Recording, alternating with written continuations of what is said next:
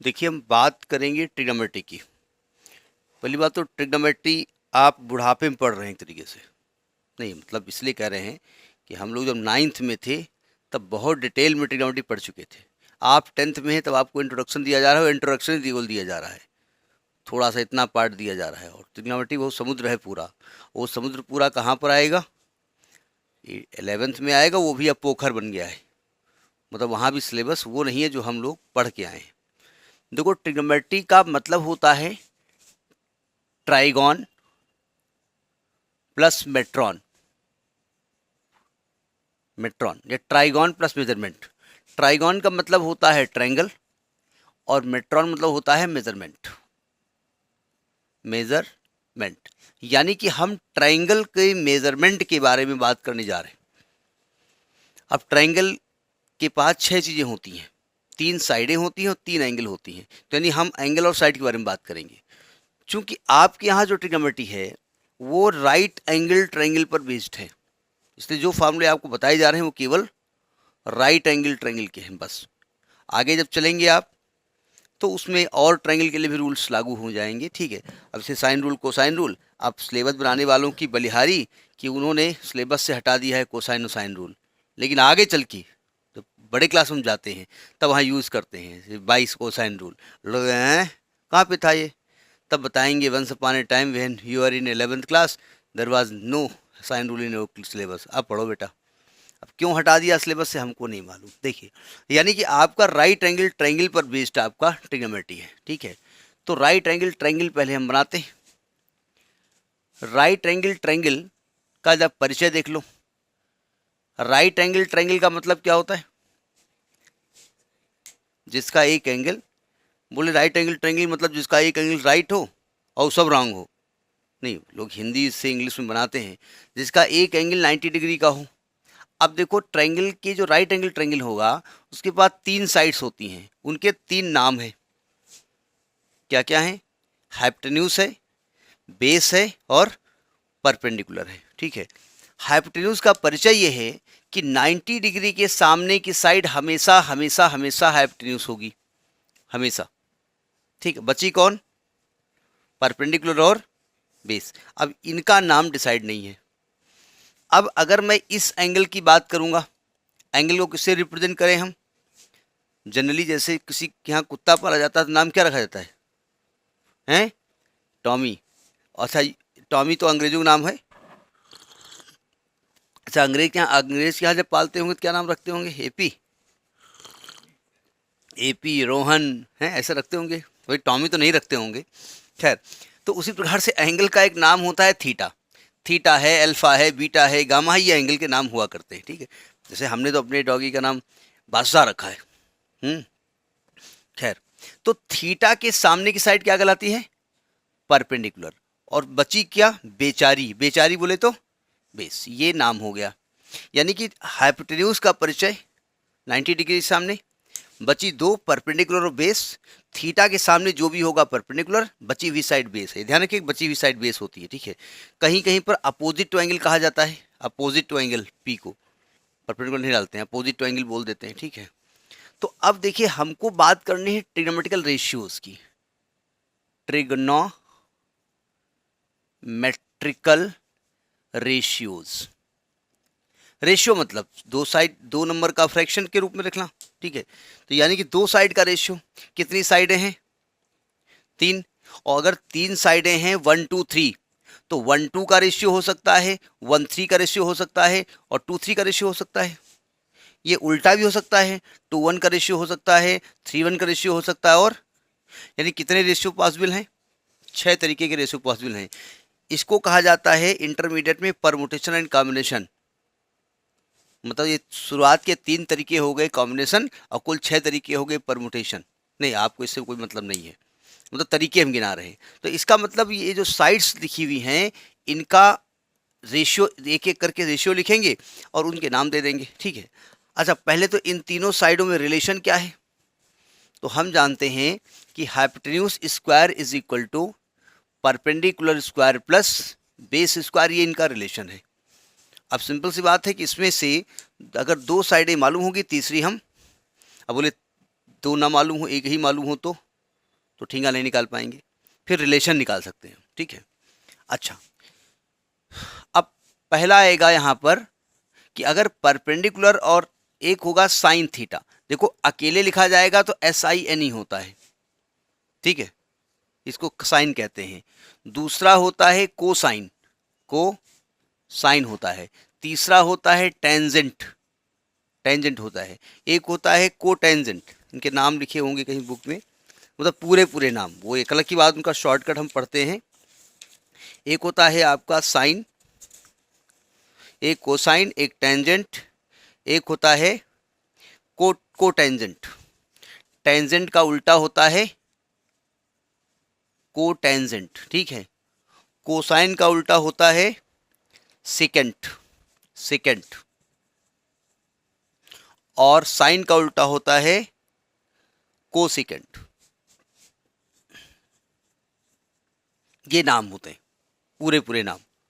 जब हम थीटा को जोड़ देते हैं तो ये थोड़ा शॉर्टकट आ जाता है। Sine theta, cos theta, tan theta, cosec theta, sec theta और कॉट थीटा, ठीक है।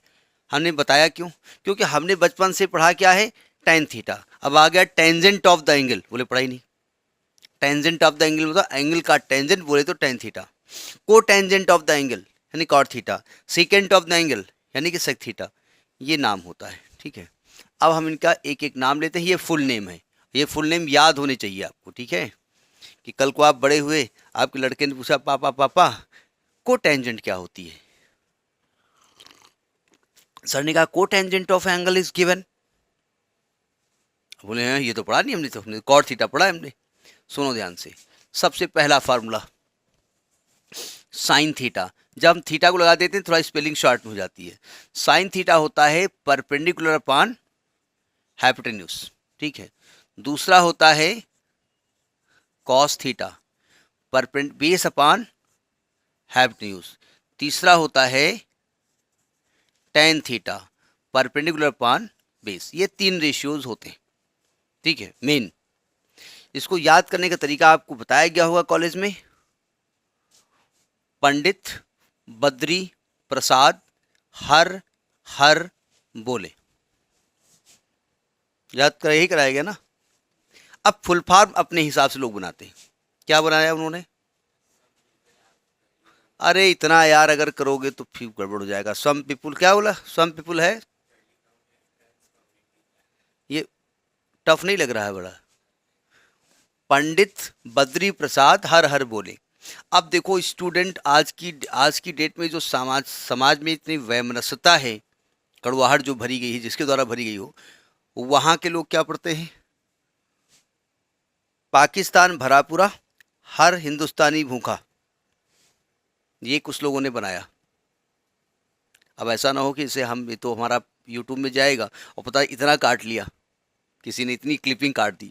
ये देखो यूट्यूब पर, ये समाज का गद्दार कह रहा पाकिस्तान भरा पूरा, ठीक है। अब दूसरे ने कहा अच्छा, क्या पाकिस्तान भूखा प्यासा, हर हिंदुस्तानी भरा भरा पूरा, ऐसा कुछ लिखा। तो वो आप ना जाइए वहाँ पर। पंडित बद्री प्रसाद हर हर बोले, साइन कॉस टेन, समझ में आएगी बात। अब सिंपल सी बात है, तीन रेशियो इसके उल्टे हो जाने हैं, तो उल्टे के लिए कोई भी हम शॉर्टकट नहीं है। साइन का मतलब P/H, B/H और P/B। और जैसे ये याद करना हो, फट पहले आपको इसे करना, sine theta is equal to B/H, P/H, P/B। ऐसे ऐसे कर रहे हैं, इसे बढ़िया फट से पंडित जी को बुलाओ, अस्सलाम वालेकुम, नहीं पंडित जी को, हाँ मतलब पंडित जी को बुलाओ, पंडित जी से फटाक से पूछो क्या होता है। अच्छा, अब तीन और बचे हैं। चौथा सेक थीटा, सेक थीटा। सेक किसका उल्टा होता है? कॉस का उल्टा होता है, तो कॉस का उल्टा कर दो, H/B। पांचवा होता है कॉट थीटा, कॉट किसका उल्टा होता है? टेन का, टेन का उल्टा कर दो, B/P। छठा होता है कॉसेक थीटा, किसका उल्टा होता है? हैं? साइन का, साइन का उल्टा कर दो, H/P, ठीक है। अब सिंपल सी बात है, अगर हमारे सामने, अगर हम जा करके अमिताभ बच्चन के सामने उल्टा खड़े हो जाए सर के बल, ऐसे नहीं, अब अभी हम उनको खड़ा कर देंगे उल्टा कहेंगे, तब हमको दूसरा खड़ा कर दे रहे हैं, तो हमें क्या लगेगा? भाई अमिताभ बच्चन उल्टा खड़ा है, अमिताभ बच्चन क्या लगेगा, हम उल्टा खड़े हैं, यही तो होगा ना। अच्छा, तो यानी कि अगर हम कह रहे हैं साइन का उल्टा कॉसेक है तो कॉसेक का उल्टा साइन हो जाएगा, यानी साइन थीटा को लिखा जा सकता है 1 कॉसेक थीटा। कॉस किसका उल्टा है, अच्छा कॉसेक को क्या लिख सकते हैं 1 साइन थीटा लिख सकते हैं ना। कॉस का उल्टा कौन है, सेक, तो इसको 1 सेक थीटा, और सेक को क्या लिखेंगे 1 कॉस थीटा। टेन का उल्टा 1 कॉट थीटा, और कॉट का उल्टा 1 टेन थीटा। ये समझ में आई बात, ये नोट कर लीजिए, और जितनी बार भी मौका आए फट से नोट जरूर किया करिए इसको फटाफट, ठीक है। पहले तो ये पहचानना कि भाई परपेंडिकुलर हाइपोटेन्यूज और बेस क्या कौन कौन से साइड्स होती हैं, पहले ये पहचाना पड़ेगा, और फिर ये ताम झाम बताना पड़ेगा। नोट करिए इसको, इन्हें ट्रिग्नोमेट्रिकल रेशियोज कहा जाता है, ठीक है। अब जरा दो और फॉर्मूले समझ लीजिएगा। जैसे आपको जब पढ़ाया जाएगा तो आपसे कहा जाएगा भाई आप पूरे सिस्टम को साइन कॉज में चेंज कर लो। जब ट्रिग्नोमेट्रिकल आइडेंटिटीज पढ़ाई जाएंगी तो ये कहा जाएगा पूरे सिस्टम को साइन कॉज में चेंज कर लो। जैसे मान लें कोई क्वेश्चन सॉल्व करना होता है, कोई प्रूफ करना है, तो अन्य फॉर्मूले लगाने से बेहतर है कि ब्रह्मास्त्र का इस्तेमाल करो। होता नहीं, इससे देखा होगा पहले ज़माने में क्या होता था, जब सब हार गए तो क्या क्या संधानेंगे, संधान करो ब्रह्मास्त्र। ब्रह्मास्त्र का मतलब सामने वाला चित हो ही जाना है, ठीक है। तो ये साइन कॉज चेंज कर लो, इसका मतलब साइन तो साइन में ही रहेगा, कॉज कॉज में रहेगा। अब टेन को कैसे चेंज करें साइन कॉज में, तो जरा एक और फॉर्मूला देख लीजिए। देखिए टेन थीटा बराबर क्या हमने बताया, परपेंडिकुलर पान बेस बताया, यही बताया ना। अच्छा, अगर मैं परपेंडिकुलर ऊपर है उसको एच से डिवाइड कर दें और नीचे बेस को भी एच से डिवाइड कर दें, क्या मैथमेटिक्स इसकी इजाज़त देती है, देती है, ये परमिटेड है ना, ऐसा हम कर सकते हैं। तो P अपान एच क्या होता है, P अपान एच क्या होता है, साइन थीटा, यानी P अपान एच हो जाएगा साइन थीटा, और B अपान एच क्या होता है, कॉस थीटा, यानी टेन थीटा को क्या लिख सकते हैं, sine theta upon cos theta. उसी प्रकार से कॉट थीटा उल्टा इसका होता है, तो क्या लिखा गया, cos theta upon sine theta. तो जैसे हमको कोई सिस्टम दिया है, हमने कहा साइन कॉज में चेंज कर लो, साइन कॉज में चेंज कर लो मतलब साइन को कॉज में मत चेंज कर दो, मतलब पूरा सिस्टम साइन और कॉज में आ जाए। तो साइन है तो साइन ही रहेगा, कॉज है तो कॉज ही रहेगा, टेन है तो साइन अपान कॉज हो जाएगा, कॉट है तो कॉज अपान साइन हो जाएगा, सेक है तो 1 कॉज हो जाएगा, कॉसेक है तो 1 साइन हो जाएगा। यानी जो बचे हुए 4 ट्रिग्नोमेट्रिकल रेशियोज हैं उनको भी साइन कॉज में किया जा सकता है, ठीक है। तो इसमें कौन कौन सा रेशियो होता है, कौन किसका उल्टा होता है, कौन किस में रिलेशन रखता है, ये आपका ट्रिग्नोमेट्रिकल रेशियो का परिचय है, नोट करिए इसको। अब इसमें क्वेश्चन कैसे आते हैं, हमने आपको एक ट्रिग्नोमेट्रिकल रेशियो दे दिया, इसकी वैल्यू दे दी, हमने कहा अन्य की वैल्यू बताओ। तो एक एग्जाम्पल बता लेते हैं फिर एक्सरसाइज पे आते हैं। जैसे मैंने आपसे कहा कि भाई sine theta is equal to है 3/5, तो और की वैल्यू बताओ, कॉस कॉसेक कॉट बताइए, ठीक है। तो इसका तरीका देखिए क्या होता है। एक तो आगे जब पढ़ेंगे आप तो आइडेंटिटीज होंगी कुछ, वो तो बात की बात है। ये किन दो साइड का रेशियो है, यानी ये P और H का रेशियो है ना, इसको P अपान H लिख सकते हैं। तो P यहाँ पर क्या है 3 है, और H यहाँ पर क्या है 5 है। क्या मैंने सही लिखा है, जी नहीं। देखिए जो 3/5 है, क्या उस ट्रायंगल की साइड 3 और 5 ही रही होगी, 30 और 50 तो हो सकती है, नहीं समझे।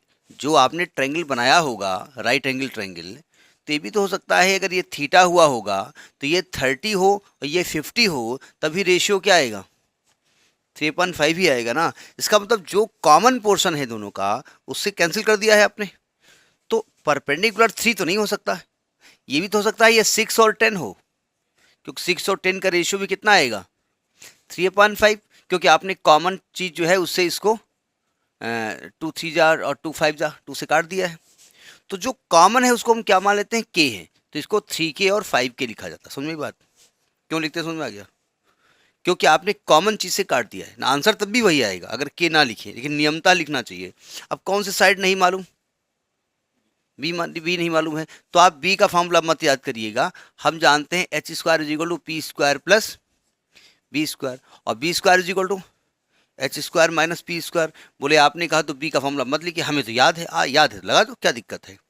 तो एच स्क्वायर बोले तो 25 है, क्या बता रहा हूँ, k square is equal to p square बोले तो 9 के स्क्वायर प्लस बी स्क्वायर। अब देखो इसमें ट्रायंगल में ए बी सी डी लगाओ फिर ट्रायंगल बनाओ, उससे बेहतर है पी अपान एच लिख दो। अगर ट्रायंगल बना हुआ है क्वेश्चन में कहा है तो करिए, अदरवाइज पी एच और बी से काम चला लो। तो जब हम बी स्क्वायर निकालेंगे तो सिंपल सा इसको इसके पास ले जाएंगे, 25 के स्क्वायर माइनस 9 के स्क्वायर बोले तो 16 के स्क्वायर बी स्क्वायर। तो बी की वैल्यू क्या हो गई 4 के प्लस माइनस लिखा जाएगा, 4 के ही नहीं, लिखने को तो लिखा जाएगा लेकिन साइड को नेगेटिव थोड़ी लिख दोगे, ठीक है। तो अब आपको क्या निकालना है, अब आपको मान लिया कॉस थीटा निकालना है। तो कॉस थीटा क्या होता है बी अपान एच। तो बी अपान एच बोले तो बी यहाँ पर क्या है 4 के अपान 5 के, 4 के अपान 5 के, के कट जाएगा। tan निकालना है, क्या होता है परपेंडिकुलर अपान बेस। p बोले तो 3 के, बेस बोले तो 4 के, यानी 3/4। अब अन्य अन्य अन्य 3 निकालने हैं, साइन का उल्टा कर दो कॉसेक निकल आएगा, tan का उल्टा कर दो कॉट निकल आएगा। तरीका समझ में आया। तो ये तो ट्रिग्नोमेट्री का परिचय है छोटा सा, केवल ट्रिग्नोमेट्रिकल रेशियो का परिचय है। परिचय तो इसका बहुत है, एक एक करके बारे में चाचा हमको नहीं बताओ, हम हूँ तो राहन, अच्छा तुम ये, हाँ सुनो ये जो है ये दूसरे हैं, अब तुम हटो भैया, हाँ आओ अब इनका परिचय देते हैं। ये हमारे साथ होता नहीं कहीं पर परिचय दिया जाता है एक एक का, तो ये ट्रिग्नोमेट्रिकल रेशियो का परिचय हो रहा है, ठीक है। और सब इन्हीं के रिश्तेदार आएंगे, कोई फूफा होगा, कोई बुआ होगा, कोई किसी का भांजा होगा, भांजे की बहू होगी, तो बाद में परिचय दिया जाएगा, ठीक। अब आएंगे एक्सरसाइज पे।